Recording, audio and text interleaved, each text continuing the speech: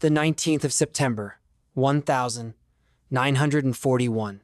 The wind over the English Channel carries more than salt and spray. It carries the weight of a decision that should never have been made.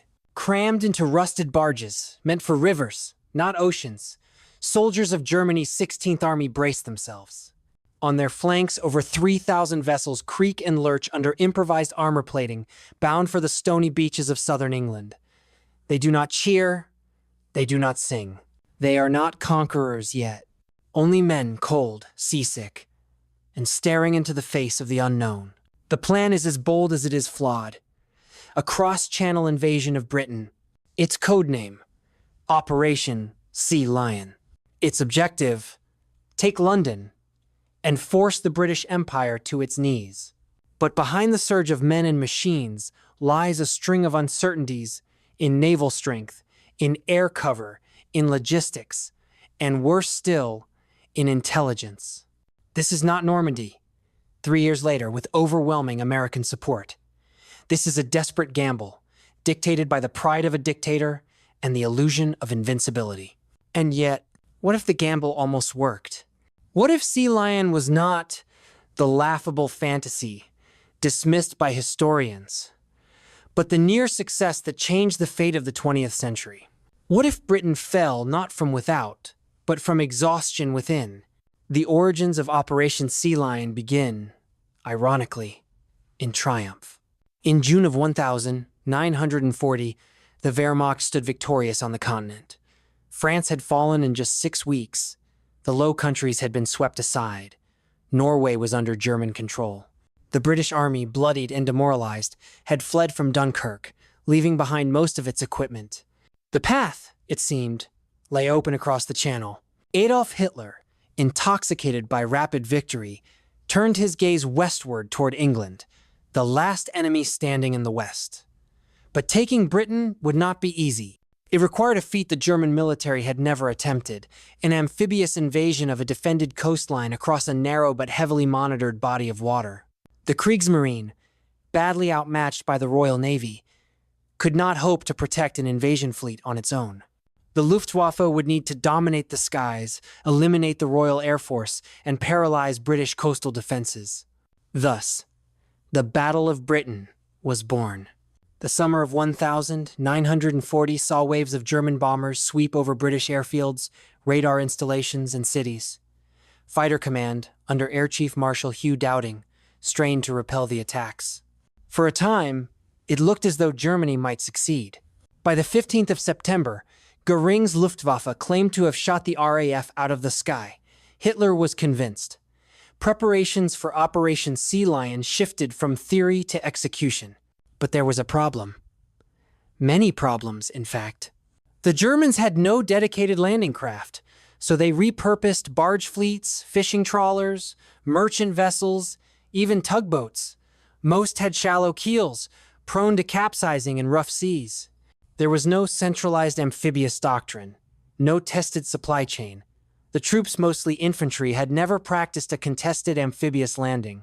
Still, 260,000 men, 1,900 barges, 168 merchant ships, and 1,600 motorboats were assembled in French and Belgian ports. The plan: land 10 infantry divisions across a 50-mile front from Brighton to Dover.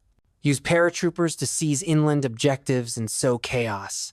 Follow up with a second wave of artillery and tanks, and a third wave of reserves. If successful, German forces would race for London, hoping to force a surrender before the Royal Navy could regroup. But Britain, though wounded, was not broken. Radar towers still scanned the skies. The Home Guard, though poorly equipped, manned pillboxes and trenches. The Royal Navy patrolled the Channel with picket destroyers and cruisers. Perhaps most importantly, British intelligence had cracked Germany's codes, and every German spy sent to the British Isles had either been captured or turned. As a result, Hitler's invasion plan was built on lies. He believed RAF strength was broken. It was not. He believed coastal defenses were sparse. They were not. And he believed Britain, isolated, would crack under pressure. It would not.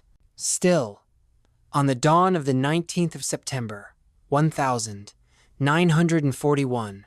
The barges launched. As the flotilla surged across the channel, Luftwaffe bombers pounded British airfields once more. Paratroopers, loaded into transport planes, leapt into the skies over Kent and Sussex. But this time, the defenders were ready. British spotters saw the planes. RAF fighters, hidden from earlier bombing runs, scrambled into the air. The sky over southern England became a maelstrom, bombers spiraling in flames, parachutes opening over fields, tracer rounds cutting across the horizon. On the beaches, General Alan Brooke, commander of British Home Forces, issued a single code word, Cromwell signaling that the invasion had begun. British artillery zeroed in on the incoming barges. Machine gun nests raked the surf. Mines exploded beneath wooden hulls. Men drowned before their boots touched sand. And yet, some of the Germans made it ashore. By the end of the day, portions of the first wave had established beachheads.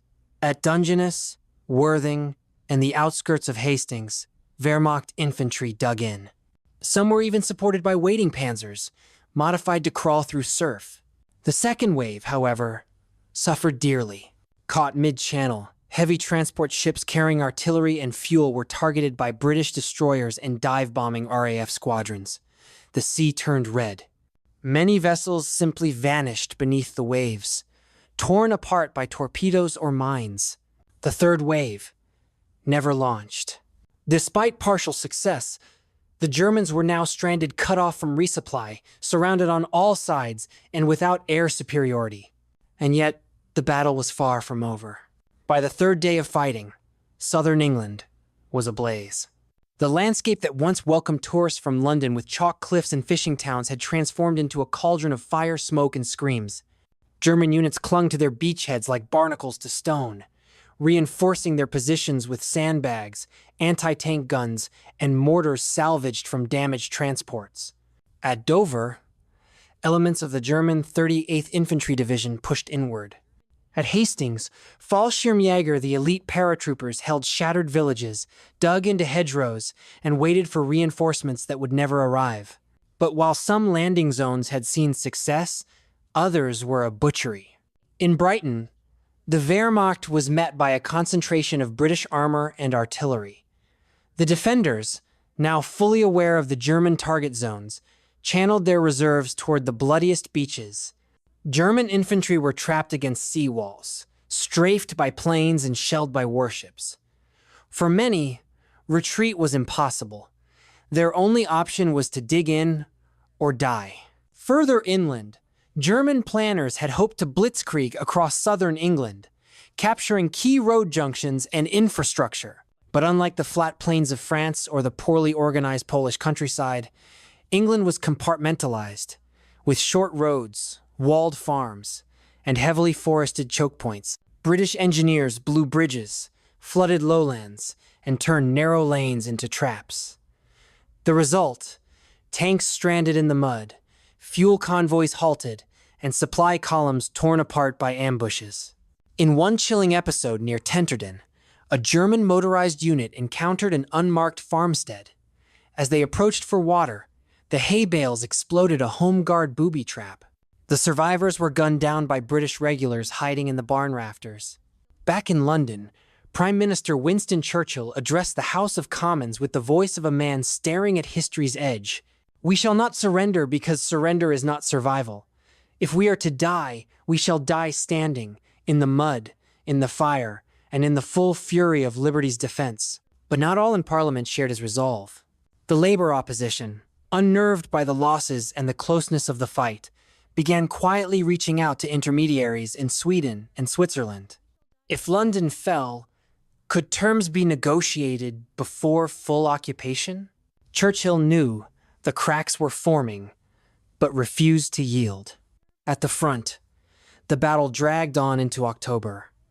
Every British counterattack was met with devastating airstrikes from the Luftwaffe. German Stukas roared across the sky, diving into British lines with mechanical whales, each one a harbinger of death. But British Bofors and Vickers anti-aircraft teams, concealed behind hedgerows and hills, claimed their own toll, Smoke trailed from the wings of bombers spiraling to the earth. Meanwhile, British naval units continued to prowl the channel. Each night, under the cover of fog or blackout, they launched raids against exposed German supply barges and depot ships. For every rifle that reached shore, a dozen were lost at sea. And then came the weather. In late October, the channel turned violent. Storms battered the fragile German landing fleet. Barges broke loose from their moorings and smashed into piers or cliffs. Soldiers drowned by the hundreds. Equipment meant to resupply frontline troops was lost in the churning surf. Operation Sea Lion was beginning to choke on its own success. By November, what had once been a lightning war had bogged down into a meat grinder. German divisions now occupied a ragged, dog-leg front, stretching from the outskirts of Canterbury westward to Hastings. Every field, hedgerow, and village was contested. The Wehrmacht was bleeding. So too was the British Army. In Tunbridge Wells, German stormtroopers fought house to house against British commandos flown in from Scotland. In the ruins of Folkestone, tanks clashed in narrow alleys, unable to maneuver. British AT teams, crouched in cellars or behind burning pubs, picked off panzers, one by one. But even as the Wehrmacht's tactical prowess held, its strategic position deteriorated. The Kriegsmarine had lost over a third of its transport ships. Ammunition shortages forced German platoons to ration bullets. Soldiers survived on looted supplies and dried rations flown in by Junkers aircraft, dodging British night fighters. And at sea, the Royal Navy grew bolder. British submarines stalked German convoys in the Channel. HMS Thunderbolt, a T-class sub, sank 3 supply ships in a single night. Merchant captains, terrified of torpedoes or RAF strikes, began refusing to sail unless escorted, but escorts were now too few. Back in Berlin, Hitler raged. The Führer had believed in victory by Christmas. Now, he faced a prolonged engagement in a hostile land, with mounting casualties and no end in sight. To his generals, he muttered darkly, "Britain is not a lion. It is a starving fox, but it has teeth." Field Marshal Walther von Brauchitsch, overseeing operations from Calais, pleaded for reinforcements. But the Eastern Front beckoned. The invasion of the Soviet Union, Operation Barbarossa, had already been delayed once. If Sea Lion failed, would Germany have the strength to fight Stalin? Would the Reich survive a 2-front war? And then came the political collapse. On the 1st of December 1941, the British Parliament, exhausted, divided, and furious, held a vote of no confidence in Churchill. The motion passed by a narrow margin. Churchill resigned. His replacement, Lord Halifax, former ambassador to Germany, known for his defeatist leanings. Halifax immediately opened secret back-channel communications through the Vatican and the Swedish Foreign Ministry. The terms: a German withdrawal from English soil, British recognition of Germany's gains on the continent, a ceasefire in the West. Hitler, seeing his invasion force collapsing and fearing mutiny in his officer corps, agreed. On the 14th of December, 1941, under heavy escort, German divisions began retreating toward their landing zones. British forces shadowed them, but did not attack. By New Year's Day 1942, the last German barge left British shores. Over 50,000 German troops were dead, captured, or missing. Nearly 60,000 British military and civilian casualties had been recorded. Southern England lay in ruins, but the island had survived. And yet, the cost was not only in blood. The beaches were silent now. Where once the surf carried the screams of dying men, now it brought only sea foam and the scattered wreckage of a battle that should never have happened. Burned-out tanks rusted beside barbed wire and broken helmets. Bomb craters scarred the countryside like open wounds that would never quite heal. The people of southern England, those who had not fled, been killed, or evacuated, returned to their homes in disbelief. Many found nothing to return to. Yet this was a victory, at least on paper. The German invasion had been repelled. But victory had come at a price so steep that some wondered whether defeat might have been easier to endure. The United Kingdom was no longer united in spirit. The Home Guard was shattered. The regular army was hollowed out. And Winston Churchill, the man whose voice had rallied millions, was gone, cast aside by a parliament desperate for peace. His replacement, Lord Halifax, immediately faced a country teetering on the edge of starvation and collapse. Entire ports were rendered unusable. The Channel, once the gate through which flowed the empire's lifeblood, had become a graveyard. Meanwhile, American aid, previously trickling in under Roosevelt's Lend-Lease, came under fire in Washington. Congress, shocked by Britain's near collapse and uneasy about Halifax's deal with the Nazis, questioned the viability of supporting a nation that had just negotiated with its enemy. Across the Atlantic, Roosevelt was furious. He had seen Churchill as a partner in preserving democracy. But Halifax? A man who once advocated for appeasement?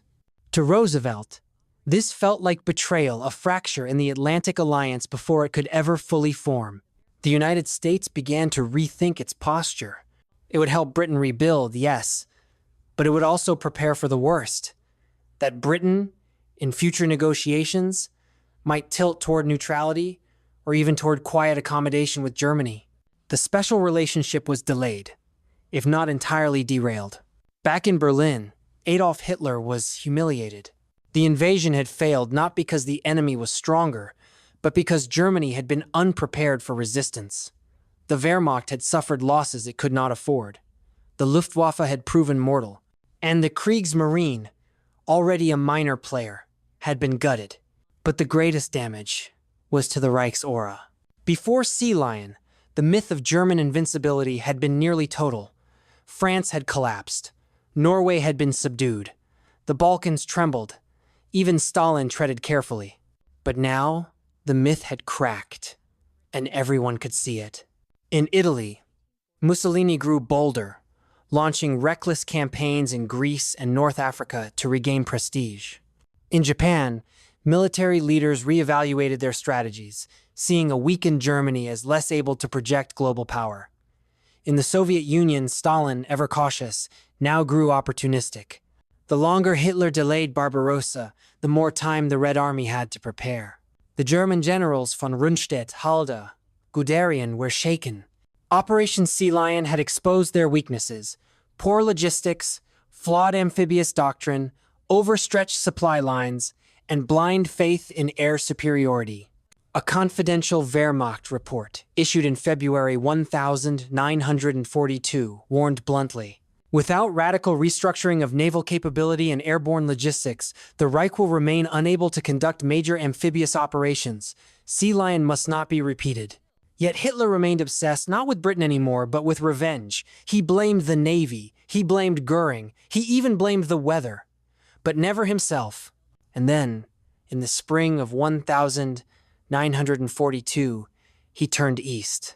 Operation Barbarossa, the invasion of the Soviet Union, was rescheduled not for spring 1941 as originally planned, but now, a year later, with depleted reserves and less momentum, Germany had bled on the shores of Kent, and that blood would stain its boots as it marched toward Moscow.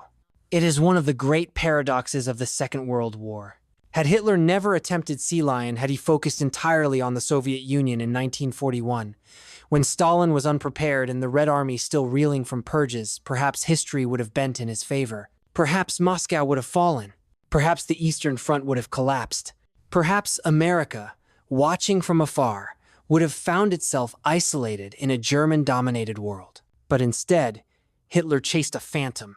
He tried to seize Britain not through strategy, but through hubris, and in doing so, fractured the myth of Nazi dominance.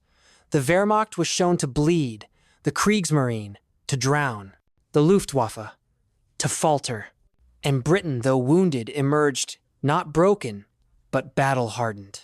The war would rage on for another 3 years. London would still be bombed. Cities would still burn. Millions would still die. But the victory on the Channel Coast, the victory over Operation Sea Lion, gave the world something it desperately needed in 1942. Proof that the Nazi war machine could be stopped. In the fields outside Hastings, there are no German graves. Only fragments of rusted helmets, warped rifle barrels, and twisted steel. The men who died in that alternate autumn of 1941 never existed in our timeline, but their ghosts whisper in the tides. Operation Sea Lion is not just a what if. It is a reflection, a warning, a reminder of the thin lines upon which history balances. A delayed invasion here. A more cautious parliament there. A few squadrons withheld from the front. And perhaps Britain becomes the first domino, not the last wall. In the end, Hitler did not lose because he was too cautious. He lost because he believed his enemies would break before he did. And on the beaches of southern England, they proved him wrong. History turned that day not with a bang, but with a retreat, a quiet withdrawal, a phantom defeat, and the sound of jackboots splashing back into the channel, never to return. Closing cinematic music fades in. This has been Legacy Files. If you believe history's what-ifs matter as much as its facts, if you believe in preserving the fragile memory of what almost was, then join us. Subscribe and keep history alive, one untold story at a time.